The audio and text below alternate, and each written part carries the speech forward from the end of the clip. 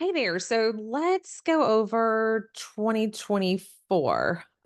This was updated in July. We're going to look at the bottom. Yep, July 1st, 2024. I don't anticipate too many changes coming into 2025. But I have no doubt that they'll make some tweaks because we did make a significant tweak in July. So let's kind of go over the buyer brokerage agreement. You need to know it inside and out. You're going to get questions on it. You're going to get challenged on it. And this is really the very beginning of where we're able to show anyone that we're working with that we're professionals and we know our contracts in and out, and we're going to be able to explain it in a good way. So going to kind of walk through it. So obviously exclusive buyer brokerage engagement agreement. This is to be discussed before we even show the very first house. This is something that has to be discussed, presented. It's always easier to do it in person, but then again, of course, we have Zoom. So if you have out of town clients, out of state clients, you can send that over to them or share your screen, walk them through it. This is also going to help them gain trust in you. All right. So again, very similar. I don't know if you're watching this before the purchase and sale agreement or vice versa, but any of our Georgia Association of Realtor contracts, the GAR contracts, there's the section A, and then we have the section B. And how that's done is that the um, the contract committees have changed it to where all the fill-in spaces are on the first page or so. It's all in the A section. So A2, for instance, is the term. If there are any questions about it, we go to B2 and it goes further in depth. And that allows to have, again, just that first page be all the terms and then for all the fine print later on. Okay. So let's start off with A1. And that's something that you kind of want to mention too as you go through it with the buyers on this, along with the purchase and sale agreement. Exclusive buyer brokerage engagement agreement. The undersigned buyer and the undersigned broker do hereby enter into this exclusive engagement agreement, of course, on the terms and conditions set forth. Okay, so terms. So it shall begin on a date and shall continue through the end date. It can be extended by written agreement. Um, Typically, now some people, I've known agents to where they wrote it for one weekend. People are in and out of town. They don't want to be locked in. You're working on still gaining that trust. They'll write it for the weekend. I've seen it where people are like, well, we'll do it for 3 months or typically a 6 month, just like the listing agreement, they'll do it for a 6 month term. Um, whatever you and the buyer decide. The following are types of agencies not offered by the broker. So Keller Williams Elevate does not offer sub agency. That's actually something that we see a little bit more in North Carolina than I ever really have in Georgia, where instead of representing the buyer, you somehow legally represent the seller. And now that's really you're either representing the buyer as a client or a customer. Very rarely are you ever opening up a door as like a sub agent of the seller. Prior to July, um, there might be agencies that kind of offered that if they weren't necessarily hired in writing, they kind of became sub agency. I won't go down that rabbit hole, but ultimately we do not offer sub agency. We will not be like an additional rep of the seller. We either do or don't represent the buyer in an exclusive agreement or not. If the buyer offers dual agency as one of its agency relationships above, the buyer does or does not consent to the broker, basically you, acting in dual agency capacity where you represent the seller and the buyer. So they can tell you upfront they do or do not allow that. Let's just say that you can show your listing, but again, if you're working with them on if you can proceed forward with it or not, or on representation, you may choose to have another agent at the agency represent them. or they may just want to be a customer representation, if you will. Compensation. Okay, so this is definitely where it's a little different. This has changed a lot over the years, but that doesn't matter. We're focused on right now. Compensation to broker, which is again us, is negotiable and is not set forth by law, which has always been the case. However, this does not obligate individual licensees and brokerage firms to necessarily negotiate their compensation. Basically, they're trying to say that this is um not a monopoly, and we're not setting the standard across the board across the state. Now, if my team or myself as a solo agent kind of thing, if we this is what me, myself, and I earn, then that's fine. The second sentence is saying that I don't have to obligate and negotiate what I feel I earn. But it's also stating, hey, this is not a monopoly and it's not across the state. So we can't say the word normally or on average. We have to really abstain from that. Buyer agrees to pay buyer's broker the compensation set forth below at the closing of any contract term. So they're agreeing to pay 3% of the sales price. The buyer's in agreement with this. Now, I was on a team for a minute and they had a contract compliance fee. You can charge that if you would like. If perhaps you take advantage of Jessica or any other transaction manager and there's a fee to that, you can probably have the buyer cover that cost. Now, I will say if it's a VA loan, they don't like to cover extra costs like that. So you're probably going to get some pushback on the buyer, such as, I don't want to pay you, or I don't have enough money to pay you, or I've never had to do that before, or balk at it, right? And this is where you go into section C. Optional compensation from seller or seller's broker to buyer's broker. So again, optional compensation from the seller, or you're getting it from the agent, your co-op. Buyer hereby approves that buyer's broker receiving compensation from the seller or seller's broker. So they're allowing you to get paid by the seller or the listing agent. Nothing herein shall be interpreted as a promise that they're going to pay you, but buyer is approving. They are in agreement that somebody else can pay you. If buyer approves such compensation being paid, the maximum amount the buyer broker may receive is, and this is literally where you have to pull a number out of the sky. And this is where we just pulled 5. What if it's a land? Sometimes land options will go all the way up to 5% on compensation. That's just an option. Then D,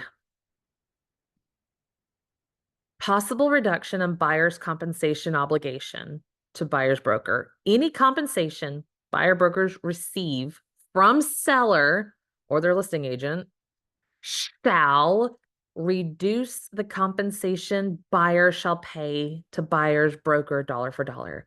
So if, again, they hereby approves and the seller is offering 3% compensation and the buyer says, we agree to pay you 3% compensation, the buyer now owes 0 because the seller is paying the full 3%. They can, let me see, any compensation, buyer's broker shall not reduce the compensation.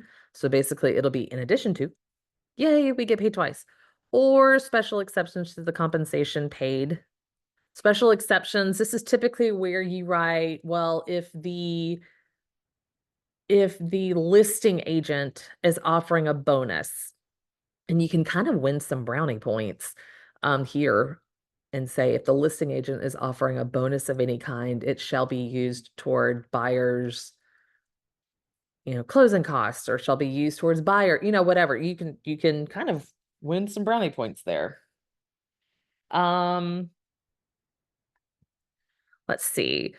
This is in regards to leases. If buyer leases property or enters into a lease, buyer shall also pay broker a separate lease compensation in the amount of blank, notwithstanding any provision to the contrary. The payment of a lease compensation shall not relieve buyer from paying the compensation at the closing of the contract.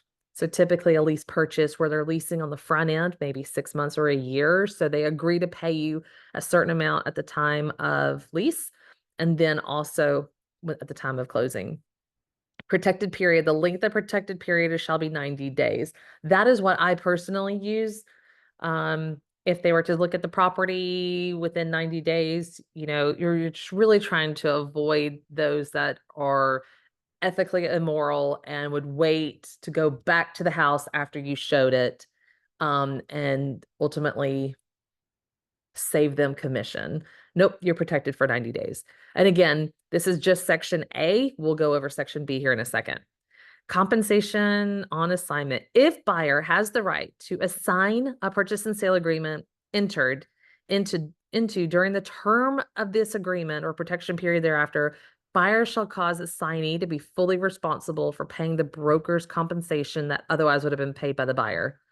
In the event such compensation is not paid by assignee, buyer shall remain fully obligated to immediately pay such compensation. So sometimes you receive wholesalers where they go under contract, they lock in the house, and then they start going through their database and they're looking for someone else to step in their place as the buyer.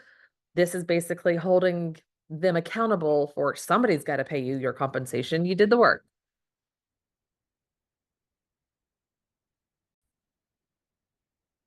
So going to section B, again, going into further explanation, right, of A. Buyer hereby agrees to hire broker to act as buyer's exclusive real estate broker in locating and to the extent requested by buyer, negotiating the purchase or exchange of real property on behalf of buyer and filling out the pre-printed form contract for buyer's review and approval. Buyer is not party to any other current exclusive buyer brokerage agreement, and all such previous agreements, if any, have expired and have not been renewed. Buyer acknowledges that buyer may have to pay a previous broker compensation if it's subject to any other buyer agreement, or if they terminated a buyer agreement without the consent of the previous broker and enters into a contract to purchase as the term is defined or leased before the term of the other agreement, had it not been terminated by buyer, or they enter into a contract or lease during the protected period. Basically, I say all that because it's basically alerting the buyer, hey, by entering into this agreement, you state that you're not party to any other agreement. But it also gives them warning of you may be responsible for compensation if A, B, and Z. And it puts them on notice.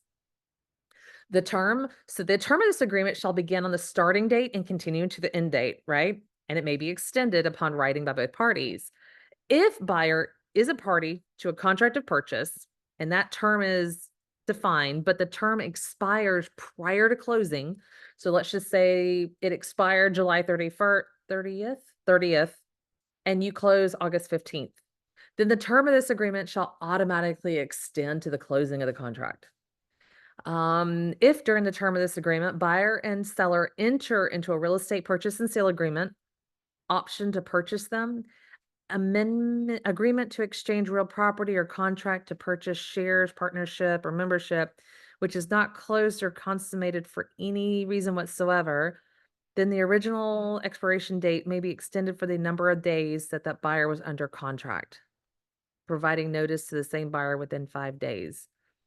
So basically what this means is that, again, this contract, buyer went under contract July 1st and they terminated on the 15th. That's 15 days. This agreement naturally expires July 30th. Well, broker with notice can state that this agreement extends those additional 15 days into August because they were under contract in July. So agency and brokerage, this is where we basically said that we don't practice sub-agency unless broker has indicated this broker is not offering a specific agency. The types of agency relations offered by broker are as such. Dual agency disclosure. If buyer and seller are both represented by the same broker and the broker is not acting in a designated agency capacity, buyer's aware that broker is acting as a dual agent and then hereby consents. The buyer has been advised that in serving as a dual agent, broker is representing both parties as clients whose interests are or at times could be different or even adverse. This is the CYA portion. Broker will disclose all adverse material facts relevant to the transaction and actually known to the dual agent to all parties, except for information that may be confidential. Buyer does not have to consent to dual agency. The consent of the buyer to dual agency has been given voluntarily, and the buyer has read and understands the agreement. Notwithstanding any provision to the contrary, buyer hereby directs broker, while acting as a dual agent, to keep confidential and not reveal to the other party any information which could materially and adversely affect their negotiating position. That's going to be challenging. Broker and broker's affiliated licenses will timely disclose to each party the nature of any material relationship for other parties other than this incident. A material relationship shall mean any actual known personal, familiar, or business relationships between broker and a party that would impair the ability of broker to exercise fair and independent judgment.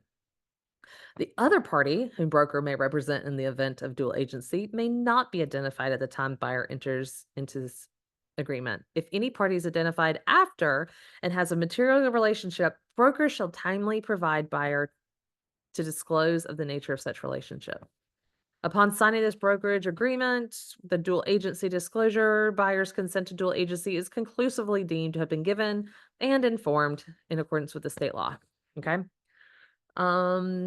Designated that buyer does hereby consent to broker acting in a designated agency capacity in transactions in which broker is representing buyer and a prospective seller, but where broker assigns one or more of its affiliate licensees. So again, this is where you're writing a contract and we are all inside the same agency. So for instance, there's another agent, Keller Williams Elevate, has a listing and you're the buyer agent. So in that section on the contract, on page 1, section 11, or is it section 10?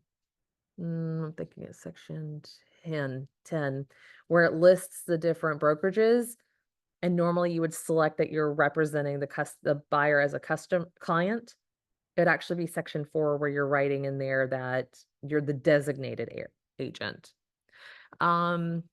Unless specified, broker has no other known agency relationships with other parties that would conflict with the interests of the buyers. Some compensation. So again, if they have questions on A4, go to B4 and start walking them through it. Buyer's compensation obligation. Buyers shall be obligated to pay buyers, brokers compensation referenced herein at the closing in accordance with the agreement. Buyer's compensation obligation shall exist even if the closing of the transaction occurs after the term of this agreement has expired. Buyer shall additionally be responsible for paying the compensation if buyer defaults under this agreement or if buyer enters into a contract of purchase during the protected period on certain properties as explained in the protected period.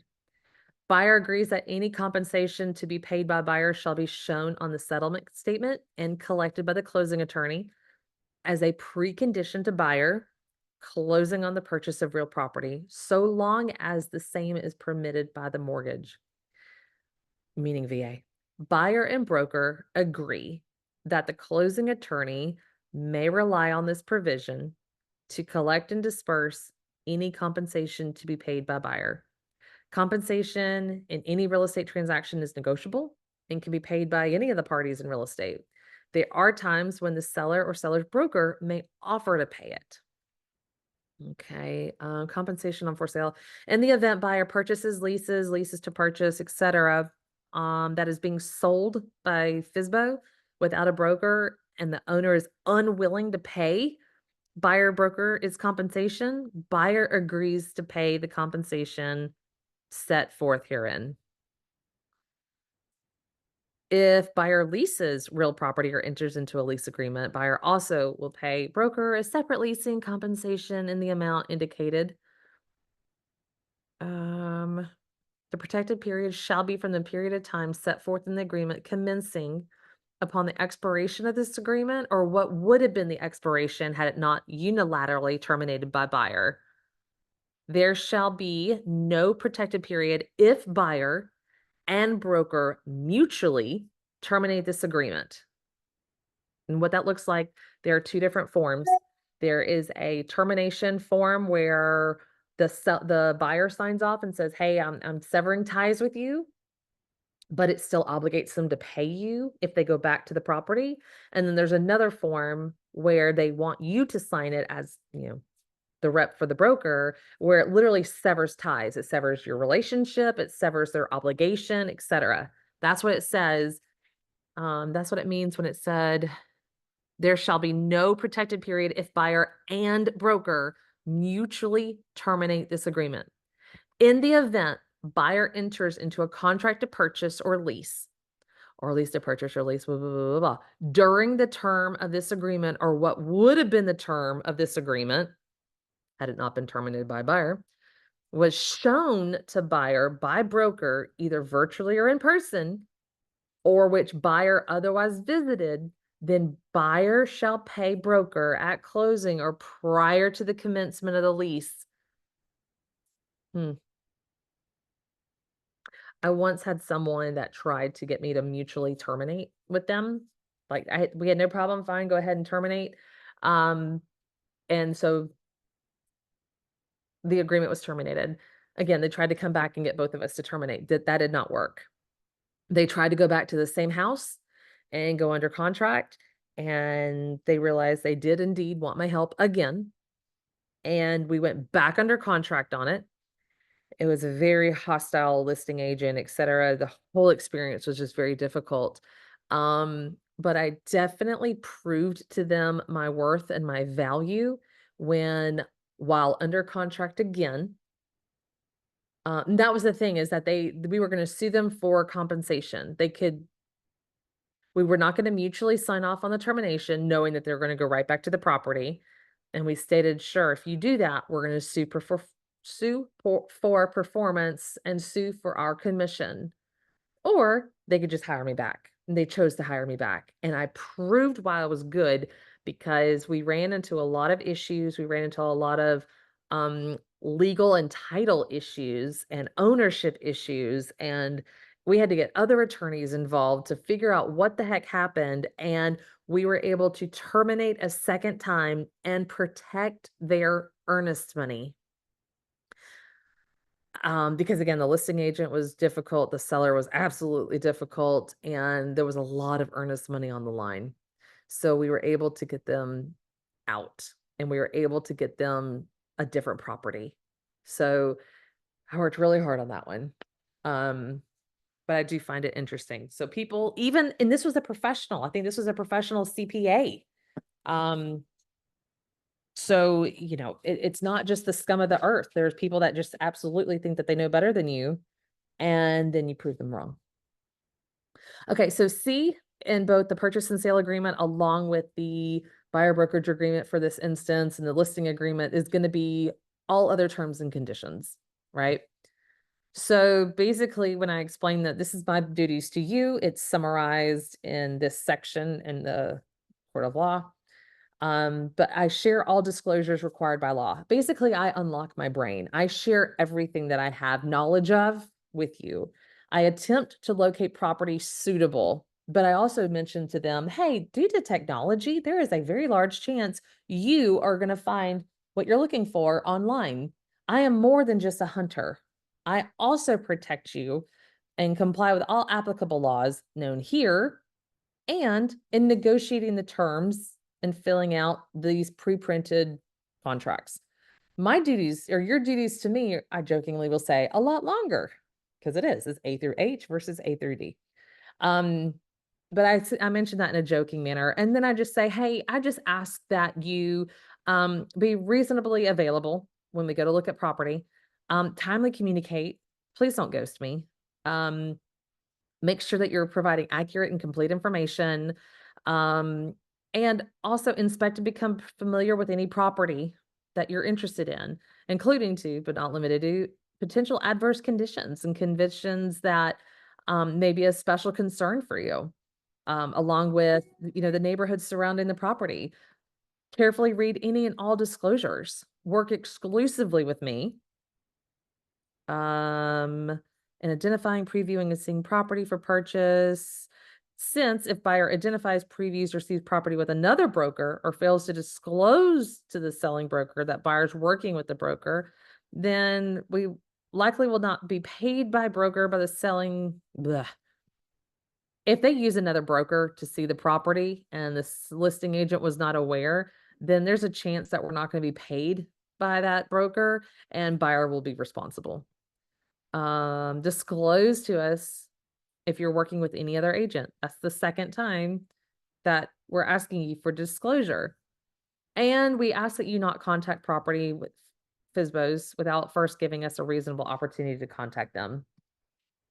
Here's my authority and responsibility. And this is where I say I am not an expert in all things. I may show properties in which buyer's interested in, or in which buyer has made an offer or counter offer. I shall have no duty to inspect the property or advise the buyer or seller of any hazardous or items that could be revealed through a survey, appraisal, title search, termite, etc. All these different testings. I basically, buyer acknowledges that broker does not perform or have any expertise in any of the above tests, inspections, or reviews in any of the matter handled by professionals referenced above.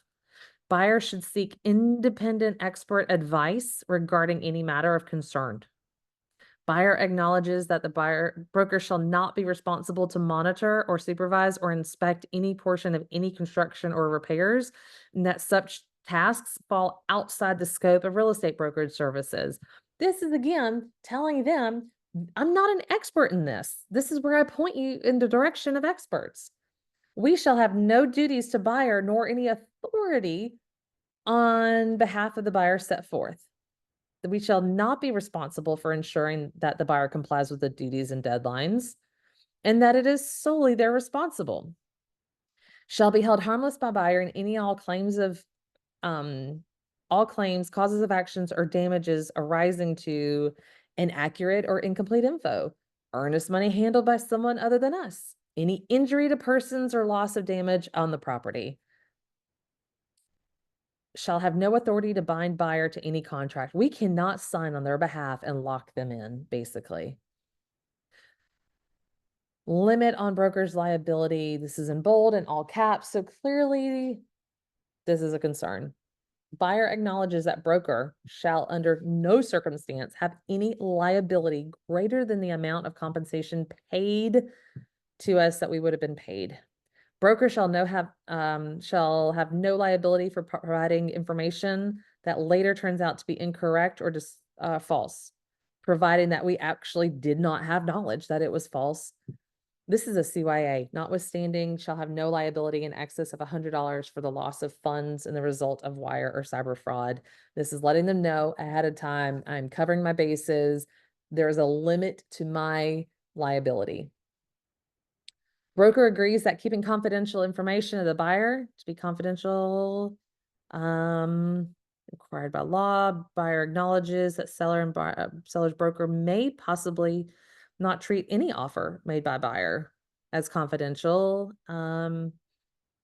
Broker may not knowingly give false information. In the event of a conflict between broker's duty to not give false info and the duty to keep the buyer's information confidential, the duty to not give false information shall prevail. So there's like that conflict.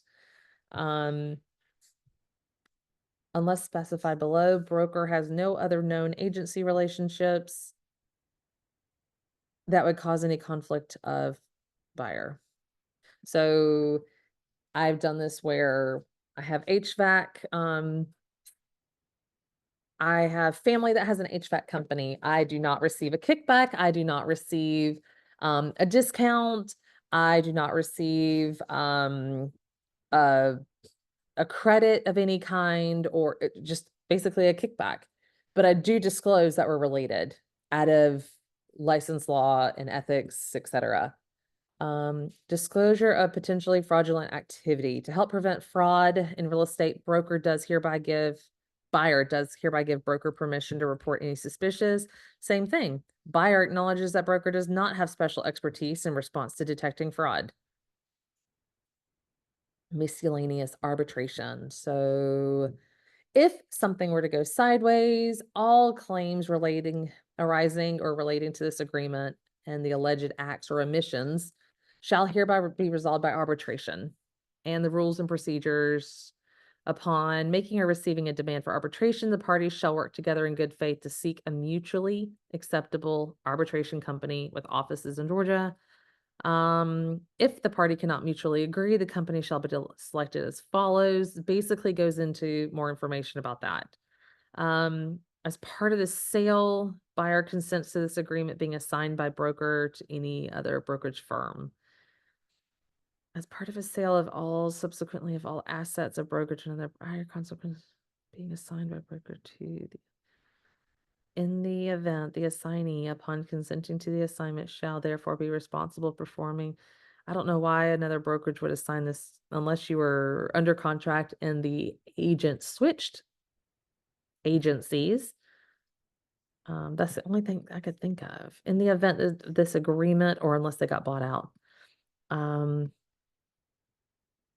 is subject to or dispute resulting in litigation, the prevailing party shall be entitled to recover its attorney fees. Broker.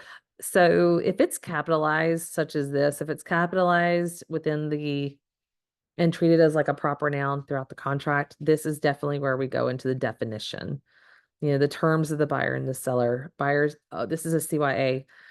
Broker hereby advises buyer that there are significant risks in buying property sight unseen, since pictures, videos, and other information may not accurately reflect the true nature and condition of the property. If buyer purchases property on sight unseen, buyer agrees to indemnify and hold broker harmless for any and all claims, suits, and damages arising out of that. Disclaimer regarding purchase of certain property. You acknowledge that, again, this is that section of broker's duties prohibits certain non-resident aliens, foreign persons, etc., to be able to purchase property within a 10-mile radius of military bases, etc. And then the violation. This agreement represents the entire agreement of parties. No representation, promises, or inducement not included in this agreement shall be binding. Fair housing law. GARD, this is where we basically state that the Georgia Association of Realtors are the ones that create these pre-printed contracts. This agreement may be signed in multiple counterparts, of each which shall be deemed to be the original. Buyer acknowledges that there could potentially be hazardous conditions on the property and that buyers to use extreme caution when viewing, be on alert, etc. Buyer agrees to hold all brokers harmless for any all claims, injuries, and damages. Independent contractor shall create an independent contractor relationship between broker and buyer. At no point are they considered an employee. Buyer acknowledges and agreeing that with regard to any property in which buyer develops an interest, there shall be no knowledge imputed between broker in which, hold on one second, broker and other brokers shall be deemed to have actual knowledge of such properties. Buyer acknowledges and agrees that with regard to any property in which buyer develops an interest, there shall be no knowledge imputed between broker and buyer's licensees or between the different licensees of broker. Buyer and each of broker's licensees shall be deemed to have only actual knowledge of such properties. Okay. Notices between buyer and broker. Buyer acknowledges that many communications and notices are of time-sensitive nature and that the failure of being available to receive such notices can have adverse legal, business, and financial consequences. Another reason why not to ghost us. During the term of this agreement, buyer agrees to remain reasonably available. Buyer and broker agree that communication notices between them regarding shall be in writing. signed by the party giving the notice, and may be delivered in person or to the email address, etc. Referrals. Buyers seek to purchase real estate property in an area in which brokers unfamiliar with or for the sale of the buyer's property.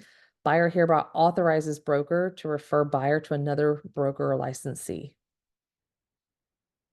Buyer acknowledges and agrees that broker may receive a valuable consideration for the referral. Any and all claims made must be within 2 years. This survives basically the rights and obligations of broker to the compensation to the termination and expiration survive. Third parties may provide buyer with a list of vendors, but it does not warrant or endorse the performance of such vendors.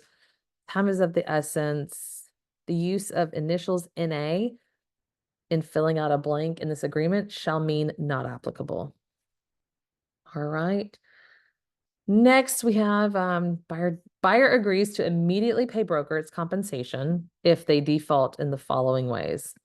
Buyer defaults under contract, under which broker would have been paid, and had the transaction closed. Buyer agrees with the seller to mutually terminate, under which we would have been paid.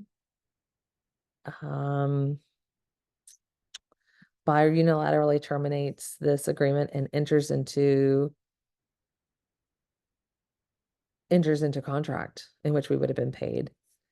We enter into a contract during the agreement and the later close where broker's not being paid its entire compensation. So we're covered in ABCD there. Warning to buyers and sellers, beware of cyber fraud. That's where I let them know that whether they're wiring money for closing or even for earnest money, that they need to be protected. And they need to go through XYZ steps to be able to be protected during the act of wiring. And I'll provide them those steps to try and prevent that. Warning regarding the identity theft. These are the brochures in which I would absolutely always the ABCs of agency. I let them know that these are brochures that if they have insomnia will help cure. But it's also a great CYA, and I do love that. What to consider when buying a house in a community association, anything that might apply to them, go ahead and just mark off, and you're just attaching it to let them know. And then again, by signing this agreement, buyer acknowledges that buyer has read all provisions and disclosures, buyer understands all provisions and disclosures, and buyer's not subject. This is the third time buyer's not subject to a current buyer brokerage agreement. You want them to fill out every bit of this. You want them to, this allows you to provide notice. So if they don't provide an email address, you can't send notice that way. You can't give them a call. You can't mail it to them. You have to have all of this to be able to provide notice, and to ensure you have full contact and communication. Once they fully sign it and you sign it, you want to fill out the date and the time to be able to lock it in and bind it just as you would a purchase and sale agreement. I would get, if I were you, I would get comfortable with this contract so that when people, especially the compensation section, so that when you get asked questions, you're able to share with them what it means. You're able to do it in a concise and clear manner. And just get comfortable with that during your consultation presentation to be able to be signed and hired to be able to represent them.